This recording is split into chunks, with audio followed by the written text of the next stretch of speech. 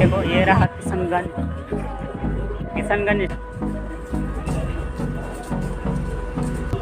चलो दोस्तों जा रहे हैं हम लोग, आ गया है स्टेशन। देखो ये रहा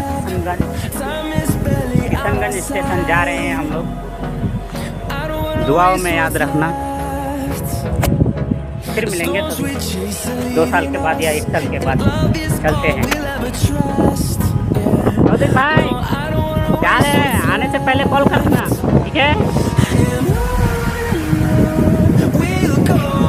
तो गाइस इन तीनों को देख रहे हो सकता है किसी जगह पे जा रहा था शादी का शूटिंग करने या फिर स्टेशन में बैठ के रात को लगभग 12:30 बजे बैठ के लोग एक दूसरे की फ़ोटो खींच रहे हैं।